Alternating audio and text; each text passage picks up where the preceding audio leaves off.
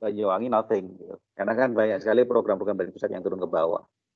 Nah, tentu dua orang ini tidak akan ngomong masalah Blambangan pada masa lalu karena itu akan melukai sejarah bangsa Indonesia. Tapi jelas sebetulnya kan Mojopahit itu nggak cuma Wickrawarmadana, bahwa Beri Kertabumi itu juga muncul masa kini dalam bentuknya Arif Yahya sama Anas. Tapi apa kaitannya dengan Osing? Ya kamu harus belajar sejarah mengenai Banyuwangi ya. Karena seperti apa? Kenapa budayanya berbeda dengan budaya Jawa? Ya dia nggak mau dijajah, nggak mau ada di dalam dominasi Majapahit yang Trawulan yang Jawa Timur gitu ya. Dia ingin punya kultur sendiri. Gitu. Itu sebelum Islam masuk ya, itu masih zaman Hindu ya. Islam masuk zamannya Akbar, Bisma itu tapal kuda itu beda lagi nanti itu wilayah Sunan Ampel ya. Itu sejarah yang berikutnya. Itu tapal kuda kamu masih tahu ya. Karena politik lagi rame itu di situ. Tapal kuda itu diperebutkan Iya. suaranya. Iya, betul. Nah, tapi ini Yolanda kalau kamu bicara ke Osing ke Banyuwangi sepertinya sejarah pesantren yang apa kekuatan di tapal kuda nggak ke situ, tapi sejarahnya dimulai pada masa itu Beri Kertabumi ya. Iya. Ya.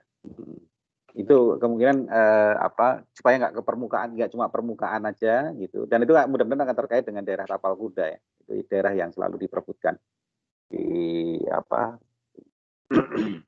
jadi dilihat budaya Osing yang mulai dari sejak kalau dengan genealogi kan nanti historik penting, dan histori ini harus kamu lihat dari berbagai internet, buku-buku, dari novel-novel. Iya. Itu ya daerah-daerah novel-novel mengenai daerah situ mengenai Banyuwangi. Mudah-mudahan saya juga banyak sekali membaca ini kan, membaca sekali beberapa novel-novel yang ada di Bandung ya. Ya itu ada beberapa kan orang-orang Jawa Timur yang di Bandung juga banyak ya. Iya. Nah, apalagi yang di sana seharusnya lebih banyak lagi. Nah itu aja supaya nggak hanya superficial, artificial, sejarahnya daerah Osing mulai kamu baca di literatur-literatur apa literatur tentang Banyuwangi, sejarah Banyuwangi yang pada masa Mojopahit itu ya, mulai dari Mojopahit ya, kalah perang, Blambangan itu ya, berarti Iya. ya itu yang mulai ditafsirkan kembali. Iya, Itu Pak. akan punya kontribusi terhadap sejarah bangsa ya. Kita tuh kadang nggak ingin ini ya, nggak ingin melihat luka lama gitu ya, terus disembunyiin. Efeknya pertarungan-pertarungan itu dianggap nggak ada gitu. Nah, dengan akademis maka luka lama dibuka itu hanya untuk belajar, bukan untuk jadi komoditas politik. Kesempatan kita untuk membuka apa sebetulnya apa yang terjadi di Blambangan pada masa lalu itu. Itu Yolanda kira-kira. Iya, Pak. Saya bingung kira-kira yang bakal dianalisis lebih lanjut tuh bagian mananya gitu, Pak. Kalau kamu menggunakan kinesiologi, maka yang penting adalah kamu experience personal dulu, subjektif experience. Memang fenomenologi itu dikritik karena terlalu subjektif ya, membingungkan. Ya, tetapi dia juga punya apa? Misalnya Romo Mangun itu adalah seorang yang sangat dipengaruhi fenomenologi. Efeknya karena dia sangat subjektif, dia bisa sangat humanis, dia bisa sangat mengewongge. Muridnya semua parsial juga terpengaruh seperti itu. Nah, makanya ketika di situ, makanya aku kenapa kamu harus pakai logat Bondowoso segala macam supaya lokalnya itu muncul gitu ya. Jadi kalau dari saya jangan main dengan kerangka dulu, tapi main dengan, kalau menurut saya jangan, karena kamu udah ke lapangan, maka sekarang adalah bicara mengenai histori Osing itu sendiri, sejarah Osing itu sendiri. Itu dulu. Nah setelah kamu nanti punya bahan yang cukup untuk sejarah, lihat ke lapangan dulu. Sehingga ketika kamu punya latar belakang sejarah, yang kamu lihat di lapangan bukan hanya yang permukaan, tapi lebih dalam. Ada artefak-artefak yang lebih dalam. Ya seperti tadi ya, misalnya kalau saya tidak mendengar Pak Cuk cerita waktu Pak Cuk cerita mengenai apa penyerangan VOC ke apa VOC ke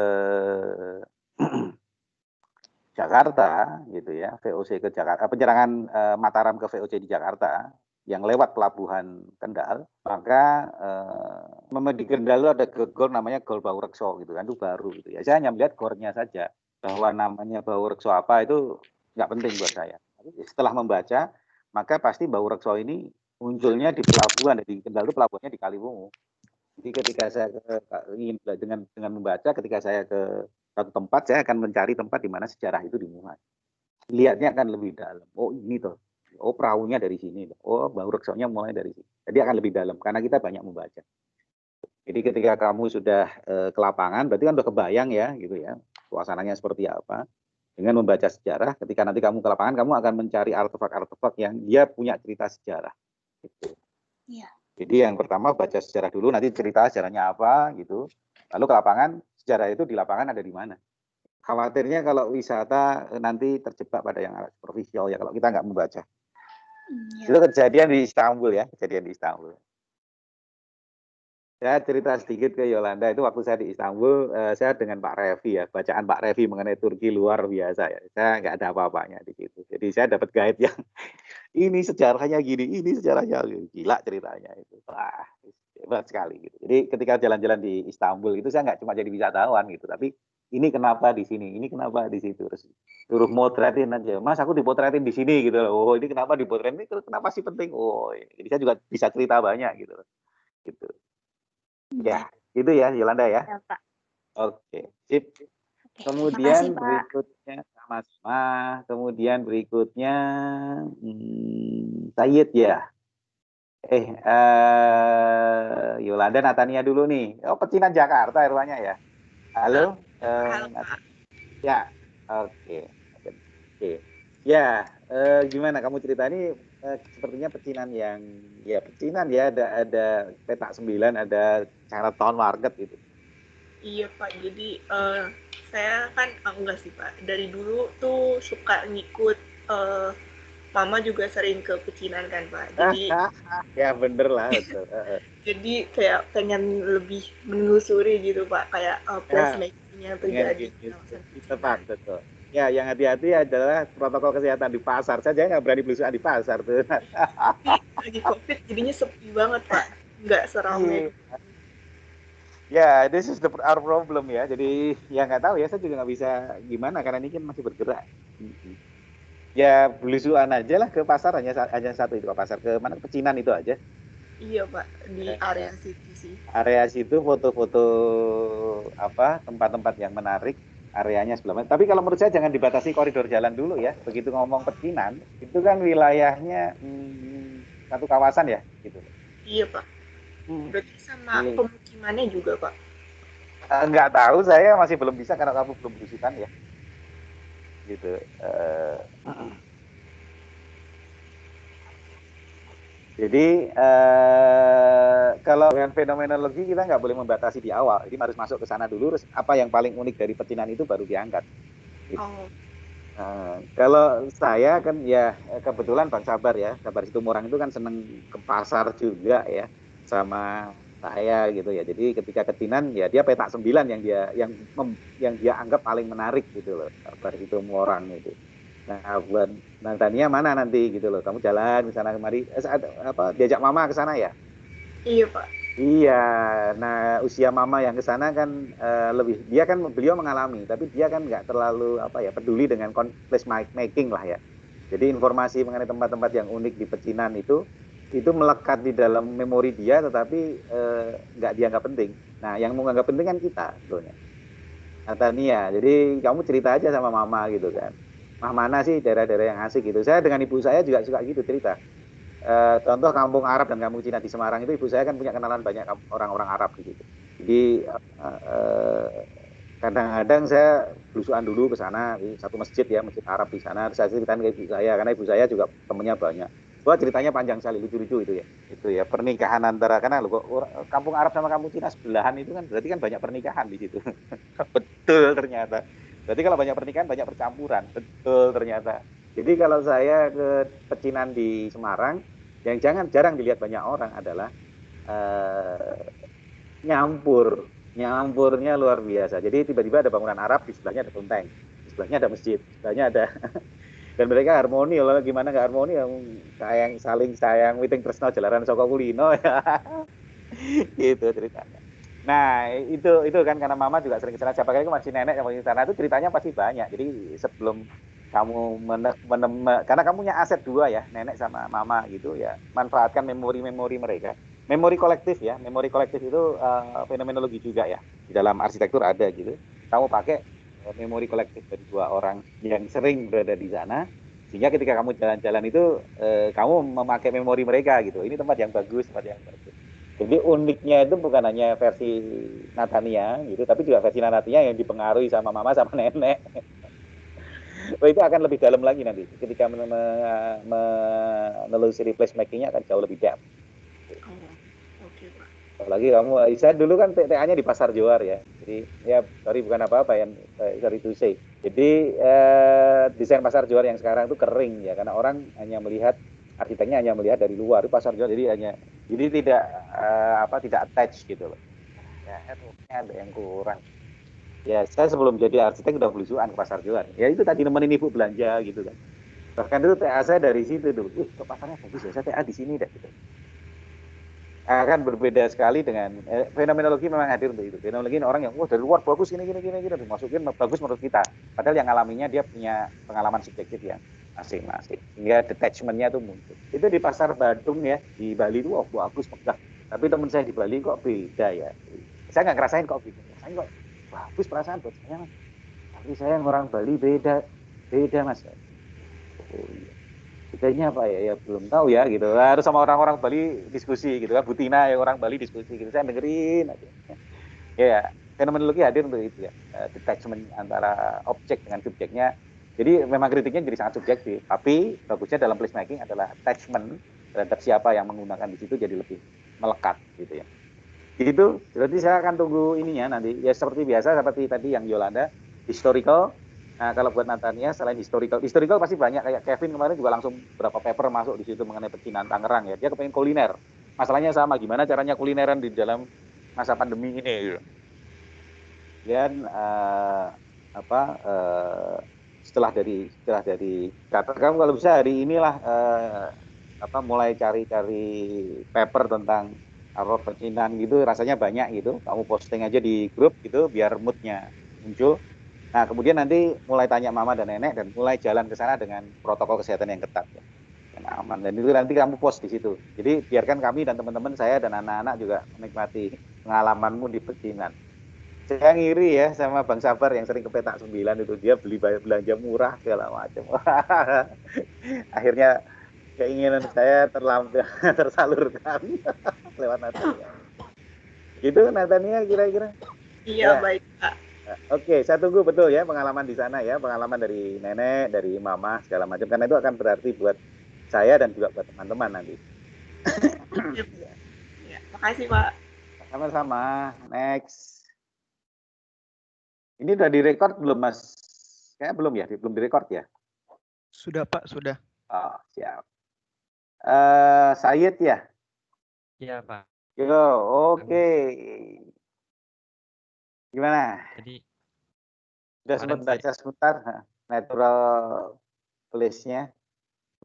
Tadi sudah sempat sedikit baca Pak terkait natural place di bukunya Norbert Schultz itu di Towards Phenomenology of Architecture. Meskipun saya sebenarnya sulit memahami maksud dari beliau, tapi kalau saya mencoba mereka-reka itu beliau ada menyebutkan paling tidak ada 3 cara kita bisa memahami natural understanding itu katanya.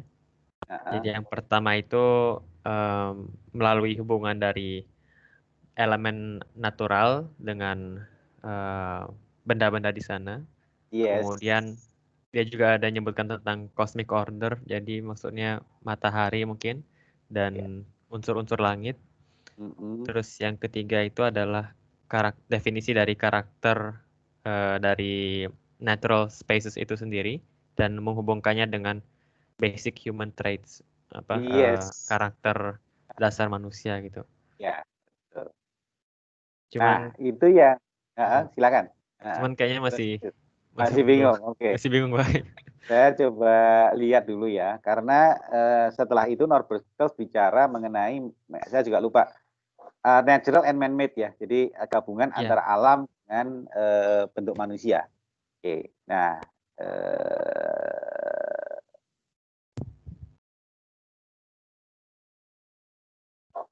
bentar, fit to break level. Oke. Lagi baca literaturnya nggak, Mas Said? Iya, Pak. Oke. Ya, what is place, Oslo, kemudian natural place itu halaman berapa ya?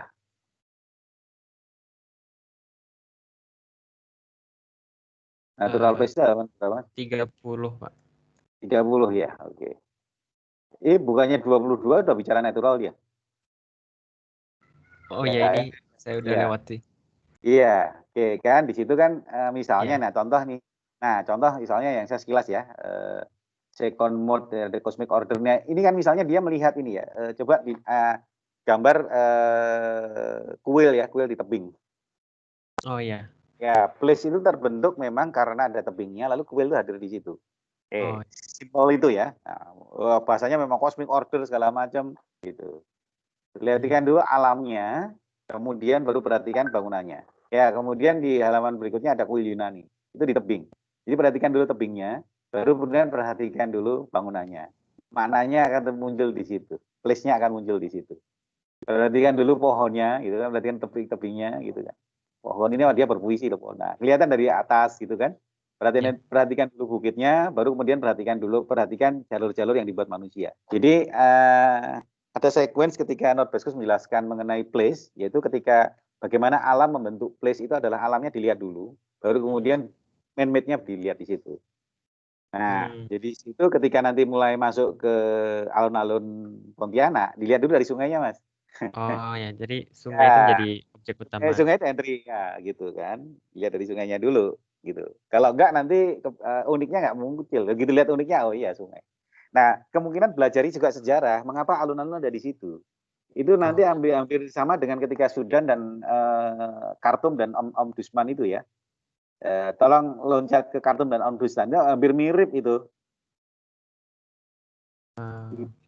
Di halaman berapa itu, Pak? Agak jauh ya, Khartoum dan Omdurman itu kan Rom. Praha, kemudian Khartoum dan Omdurman. Bukan apa namanya? Bukan Omdurman ya.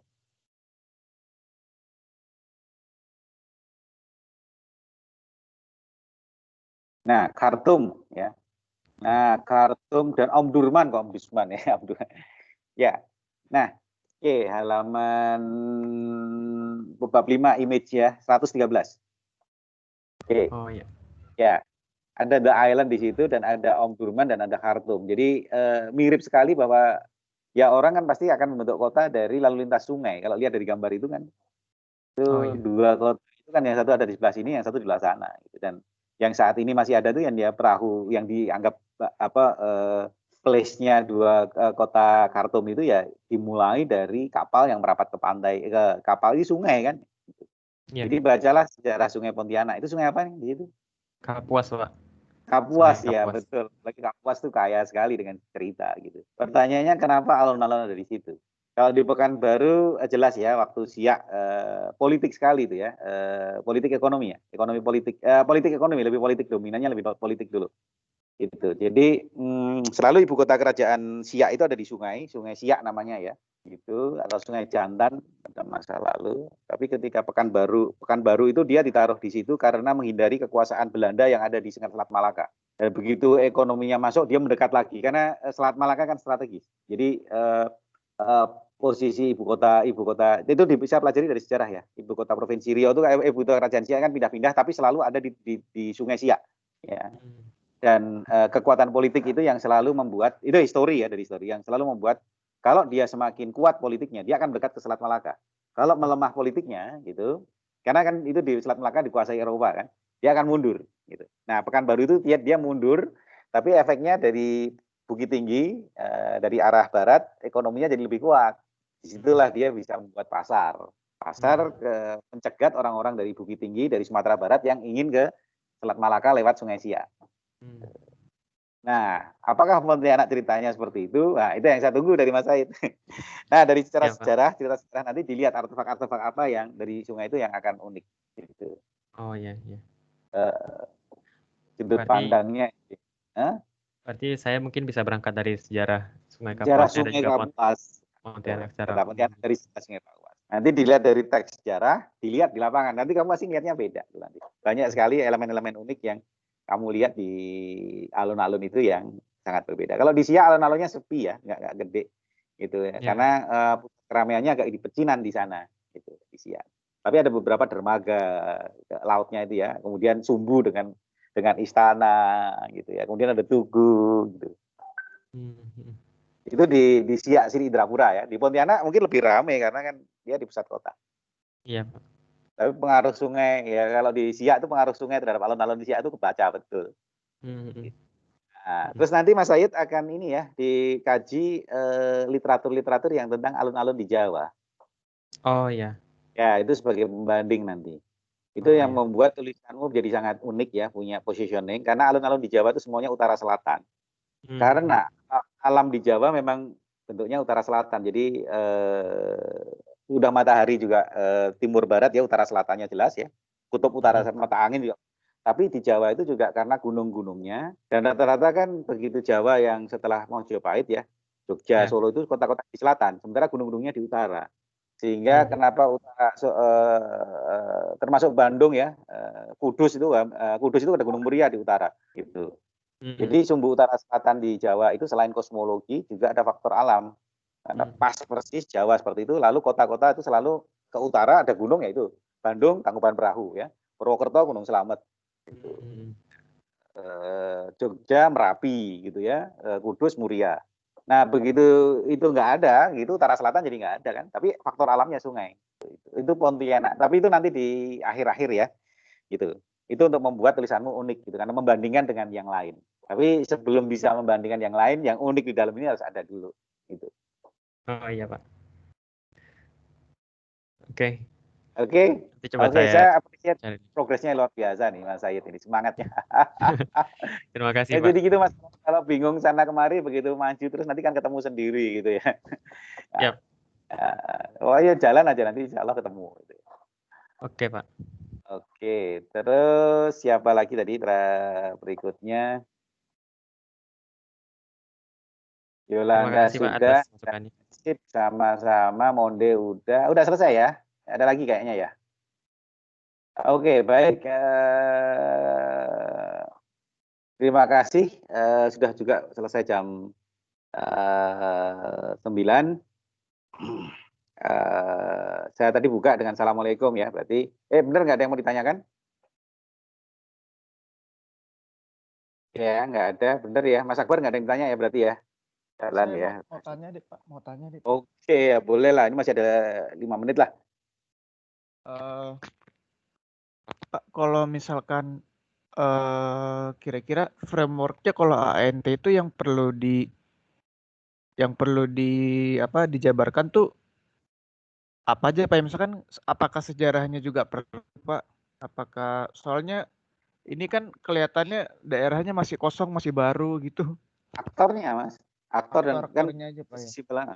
Jadi ketika daerah masih baru kan berarti kan non-humannya ya, set existing akan dilihat ANT sebagai non-human aktor. Lalu aktor-aktor yang terlibat di dalam perancangannya Mas Akbar mulai petakan ya, Mas Cak Bisma gitu. Kemudian ada dari Pemda gitu ya.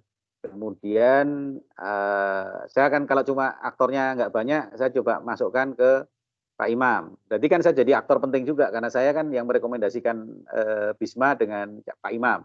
Gitu. Pak Imam itu mentornya Bisma lah namanya di situ.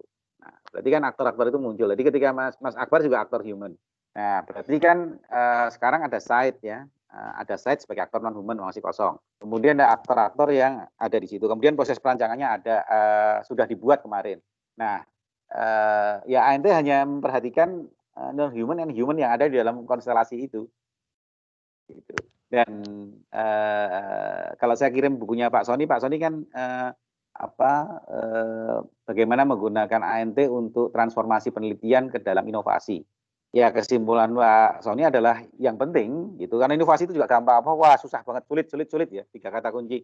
Yang ngomong sulit ini adalah Pak Adi Indrianto yang berhasil menggolkan TKDN untuk industri elektronika. Jadi bayangin perjuangan beliau adalah bagaimana sih kita bisa jadi tuan rumah di negeri sendiri. Itu akhirnya setiap komponen elektronika itu harus ada TKDN itu apa ya, dalam negeri ya, komponen dalam negeri ya, tingkat komponen dalam negeri. Jadi kalau komponen elektronika ini beberapa berapa persen tidak diproduksi di Indonesia, dia nggak akan diizinkan di situ. Dan pemerintah sudah melakukan regulasi, itu luar biasa untuk mendorong inovasi. Dan kata Pak Adi Indrayanto cuma 3 kata gitu, sulit, sulit, dan sulit. Nah, disitulah Pak Sony membuat dengan ANT, kalau sulit terus gimana? Kalau kita hanya berorientasi pada hasil, itu ya bisa gagal, inovasi akan banyak gagalnya, kan dia juga akan banyak gagalnya gitu loh. Nggak semuanya inovasi berhasil gitu. Lalu apa yang bisa kita bisa petik dari situ? Pembentangan ruang pembelajaran. Jadi ketika silaturahmi meluas ya, itu dari kita menciptakan objek-objek teknis tertentu gitu ya. Yang kamu ciptakan kan desain ini nanti Akbar. Maka dalam kerangka inovasi dari ANT yang dalam bukunya Pak Sony yang sudah saya buat kamu, yang paling penting adalah ruang pembelajaran terbentang. Kalau bahasa saya adalah jejaringnya meluas dan ada pengetahuan yang bertambah dari situ. Karena untuk diimplementasikan itu risikonya besar sekali, belum tentu berhasil. Dalam banyak sukses story selalu kegagalannya lebih banyak. Lalu kalau gitu, apakah kalau udah kegagalannya lebih banyak kita tidak melakukan inovasi? Ya, semakin kita tidak akan merdeka nanti, semakin kita akan dijajah oleh produk-produk yang negara-negara yang membuat inovasi. So, ya pokoknya jalan terus, tapi kan kita harus punya tolak ukur keberhasilan. Tolak ukur keberhasilannya adalah pembentangan ruang-ruang pembelajaran. Kalau kita berorientasi pada hasil bisa mati kutu tuh nanti. Hasilnya harus bagus gitu kan. Waduh, kegagalan juga banyak kok. Pembentangan ruang pembelajaran tuh maksudnya bagaimana Pak ya? Jadi gini, yang nanti ketika kamu wawancara, kamu dilihat adalah ketika saya berinteraksi dengan kamu, ketika kamu berinteraksi dengan Bisma, ketika kamu berinteraksi dengan orang Pemda, ketika kamu berinteraksi dengan orang Pak Imam gitu kan, kamu belajar berinteraksi, kamu tambah pinter nggak? Nah, tambah pinter itu yang dicatat. Pak Imam tambah pinter nggak ketika berinteraksi dengan kamu? Ya mestinya ketika dia dikasih desain kan dia harus belajar. Iya, dia tambah pinter.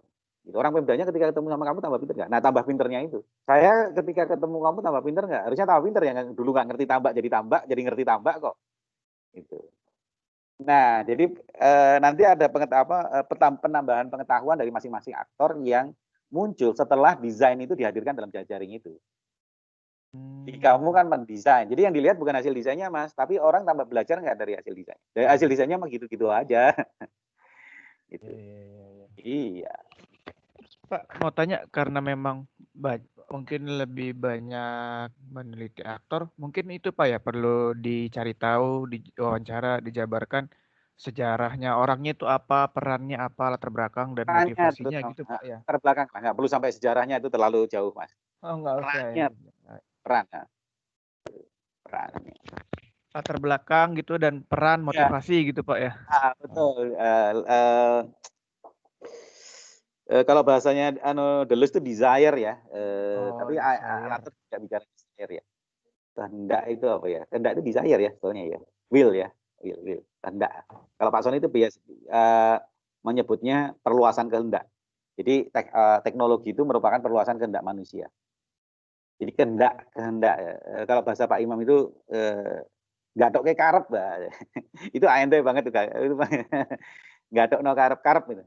Bahasa Jawa ini karep. Karepe wong ya apa gitu. Itu sebetulnya bukan sejarah tapi karep lah, bahasa lokal, apalagi Jawa Timur tuh bahasanya Pak Imam tuh karep. Bahasa kita kehendak. Sebetulnya desire ya, tetapi Pak Sony lebih menggunakan istilah aspiration.